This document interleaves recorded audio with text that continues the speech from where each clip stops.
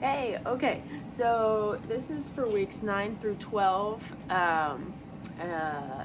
You're going to be doing weeks 9 to 10, 3 rounds, and then weeks 11 and 12, 4 rounds. And you need to, for today, day 1, you're going to need sliders, light dumbbells, and heavy dumbbells. So we're going to go to start. We have our front and side raises, Bulgarian squats at the wall, and plank jacks. So we're doing a tri-set. So you're going to start with 10 rounds of front and side raises. So when you're doing your front and side raises, keep your feet shoulder width apart, loosening of your knees, make sure your core is engaged, and you want to really make sure that you're keeping your shoulders, your upper traps relaxed. So as you're lifting, don't lift your shoulders up and then raise. Keep your shoulders relaxed away from your ears, and then lift your arms up to the front, lift your arms up to the side. If you need to, reset in between every one. So we want to really make sure that you're not getting that extra tension in your neck and your upper traps. So core is engaged, we're coming straight up. You're engaging your core to make sure your core stays stable as you do it. You're not coming up higher than shoulder height, and your elbows also have a slight bend in them. So you're not locking your elbows out to raise, you have a slight bend. Okay, so from the side, you're going to be here. Your head is in line with your spine. Shoulders are over hips. Hips are over knees. Knees are over ankles. So you do 10 front and back, or front and side. Then we're going to come to the wall, and you're going to do Bulgarian squats for 12 reps. So just find a wall to put your foot up on. You're not going to put it up super high. It's not going to be even at 90 degrees. It'll probably be a little bit lower than 90 degrees. Hop out a little bit. So just like if you were doing a Bulgarian squat on a box, you're just not putting your foot on a box. You're just going to push that foot into the wall, and then you're coming straight down and straight back up. So you're going to do 12 reps of these. The first week or the first round, if you want, do it without weight just so you can get the feel of it. And then if you feel really good about it for 12 reps, you can grab a dumbbell and just hold it at your chest to make it a little more challenging. But you're driving this foot back, and that knee comes straight down towards the ground. This hip stays in line, again, just like any other week, where the hip doesn't swing out to the side. We want to keep it right in the lane as you come down. Make sure that you're staying upright with your body, and you should feel that in your glute. So really make sure that you're coming straight down and you're not letting your body lean forward as you come down, okay? So we want to stay engaged, come down, and come back up. So if I were to show you maybe from the side, I don't know how good this is going to be, but if I was pushing my foot into something behind me, my other foot hops out a little bit, I'm staying upright, my hip stays in line, in the lane, I'm driving this foot into the wall as I come down, and we see that the knee stays over the ankle, and we're in that good alignment. So 12 on each side of those, and then we go into plank jacks. So when we do our plank jacks, we're just in a push-up plank position. I'll do it on the angle, so maybe that might be better. So we're in push-up plank position. Remember, when you get into push-up plank position, keep your fingers really wide. So you want to spread your fingers out, and then you almost want to screw your hands into the floor. So you're thinking of doing that motion, but you're not really moving your hands. That's just, you're screwing your hands into the floor here, so it puts more stability in your shoulders. So fingers are wide, our shoulders are directly over our wrists. We extend our legs so our body's in perfect plank position. We're going to lift the lower abs a little bit, not so that our body is in this position, but not so that we're sinking down either. So lower abs pull up, and then from there you're going to jack your legs. So bring the legs out, bring them back in, and you're going to do 20 of those. So really keep thinking about that lower abdominals being engaged and pulling up as you do that, and make sure that the shoulders again are not pulling up towards your ears, but that you're relaxing your shoulders. You're not driving them down, you're just relaxing them away and more so pushing through the floor with your hands. Okay, so again, if we do it from this angle, spread the fingers, screw the hands into the floor, drive through the floor, lift the lower abdominals, and then jack your feet for 20 reps. You're going to go through that 3 more times for the first 2 weeks, 4 times for the second 2 weeks. Then we're going to go to our next 3, where we'll need our sliders. The first exercise is airplane, then we have slider lateral lunges, and then slider pikes. So the airplane is kind of like a Romanian deadlift. I suggest holding on to something, just not to hold on to it, but just for balance. So you're gonna have your balance on your one leg, hold on lightly, or just have something there to touch, even if it's just the wall. So you're going to bring that leg back, you're gonna hinge forward, so you're in that Romanian deadlift position, driving through the leg on the floor, and then you're gonna open up your hips to the side, close them back up so your hips are squared to the floor, and then come all the way back up into a standing position. So it's a hinge forward till you get to parallel. You feel that in the hamstring. You open up the hips, you close the hips, and you come back up. Okay, so we're gonna do 10 on one side and then 10 on the other. So if I do it from this position, so I have my hand on the wall just for balance. You're gonna have your toes spread, you're driving your foot through the floor. You're going to hinge forward. This leg, this glute is pulling up towards the sky. You're only coming to parallel. You're gonna open up your hips to the wall or the thing that you're holding on to. Close your hips so your hips are squared to the floor and come directly back up. So do it facing you. I'm gonna hinge forward, open the hips up, so my hips are now facing that way, open, and then the hip closes back down, and then you come all the way back up. Okay, so hopefully you can see that in the video. So 10 on one side and then 10 on the other side. Go nice and controlled and slow, like how I was doing it there. Don't try to rush through that. You really want to feel that through the hips and the hamstrings. And then we're going to move on to the slider lateral lunge. So you're going to do 12 of these. You're going to only have one slider for this. So you have one slider under the leg that's moving. The other leg is stable. You're going to do 12 on this side. So again, your toes are spread. We're driving through the floor. You have a loose knee.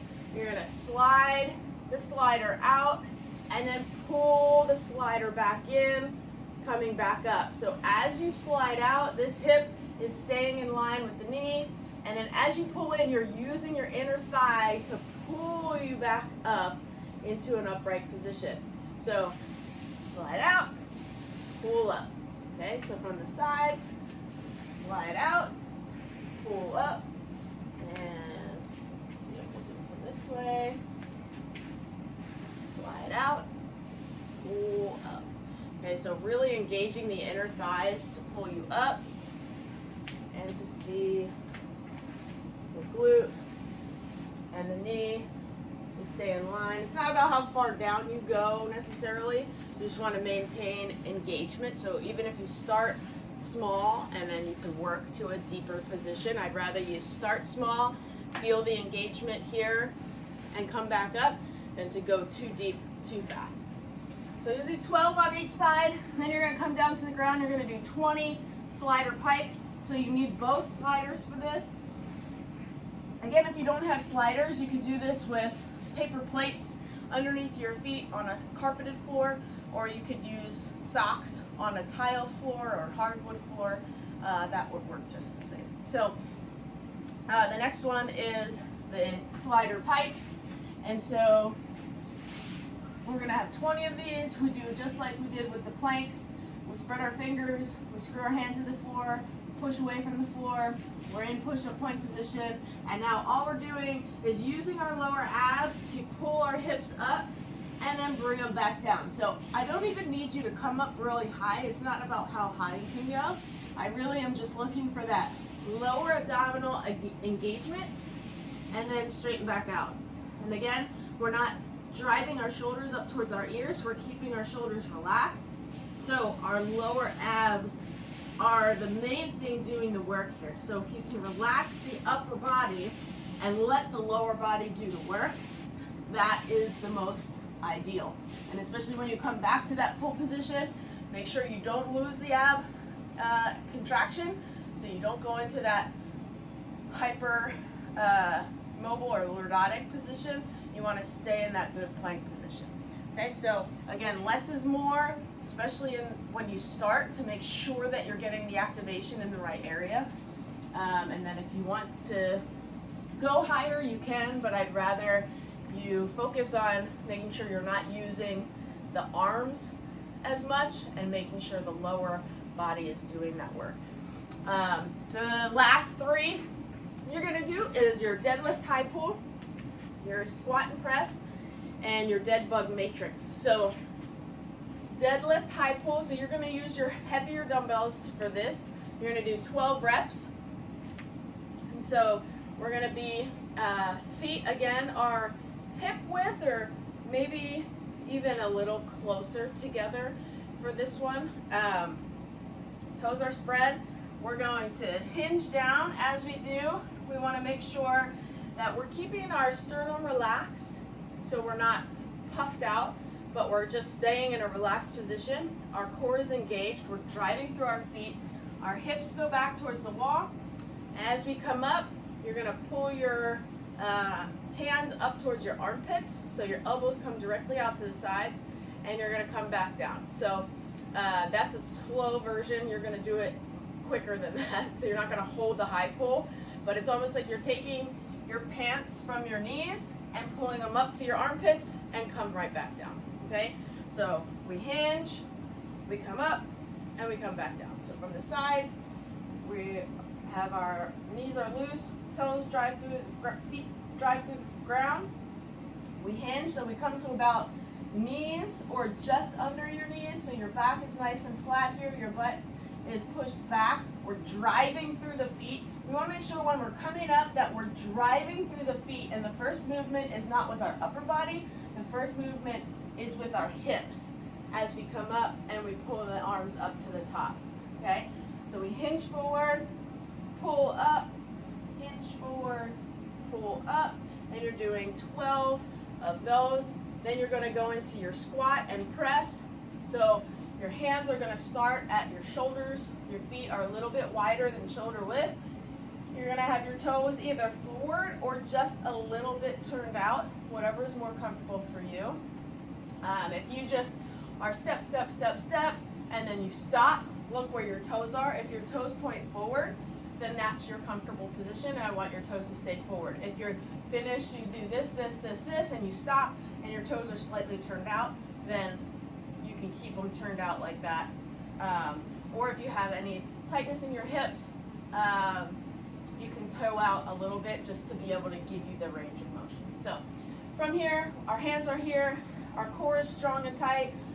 Our goal is to lower straight down with our tailbone towards the floor, come into like a 90 degree, you're gonna push up, and as you do, you're gonna finish with your arms up overhead and come back down. So you're gonna do that a little smoother and keep the core super strong. Make sure when you get to the press overhead, you're not flaring your rib cage up, but that your ribs stay over your hips. So we come down into a squat, we drive through the floor, press up overhead, come right back down. The head stays in line the whole time. From the side, we drive through the floor, core is strong and tight. Drive through, press up, come right back down to the shoulders. Come down, core stays strong, come up, press, and come back to the shoulders. Again, when we come down into that squat, make sure, think about your tailbone as an elevator coming straight down towards the ground. We're not doing this as we squat. We're not shifting our weight forward, but that tailbone comes straight down. If that means, again, that you need to shorten that range until you can get the strength to do it, then do that. I'd rather you shorten it and press and do just a mini squat and press than for you to change your form and have to shift forward in order to get into the squat. So we're doing 12 of those, and then you're going into your Deadbug Matrix, which is 6 of each of these. So there's a lot of them.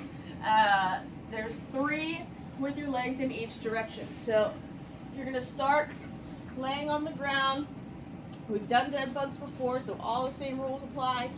The lower abs, we want to make sure stay down the whole time. You're going to start with your feet on the ground.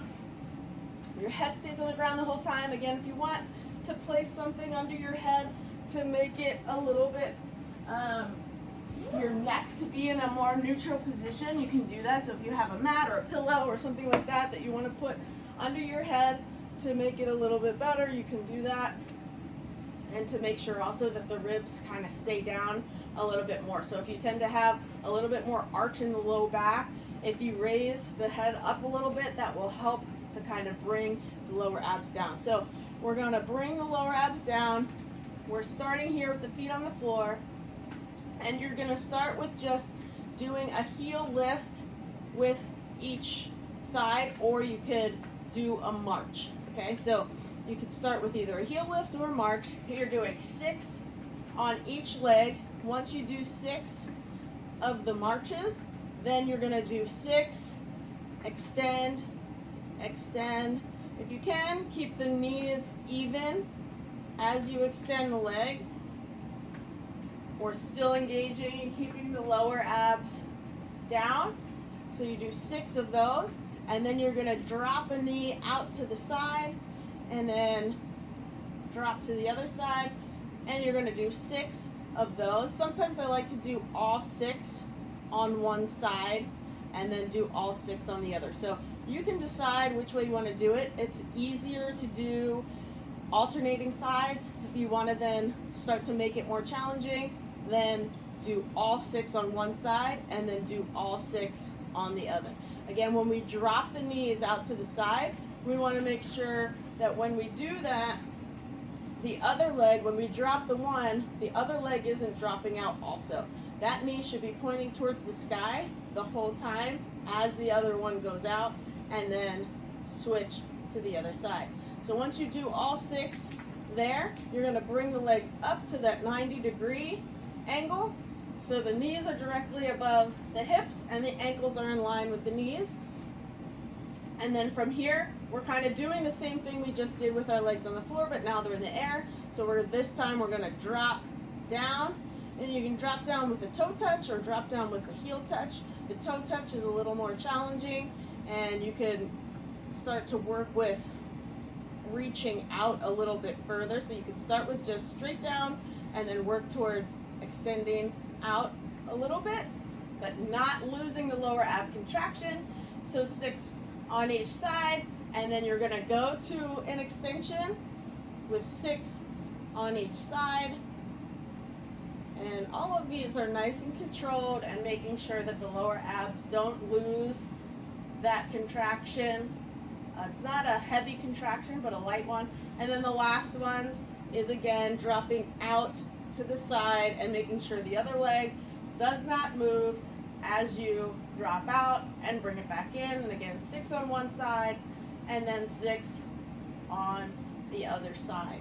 So you do all of those, then you go back to the deadlift high pull, and you do your 3 rounds for the first 2 weeks and 4 rounds for the second 2 weeks. And for those dead bugs, again, it's those 3 on the ground, heel, foot lifts, extensions, and dropouts. Then you go to the legs off the ground, and it's drop downs, kick outs, and then drop outs. Okay, so hopefully that helps and explains everything. And if not, then let me know any questions you have, and good luck and have fun.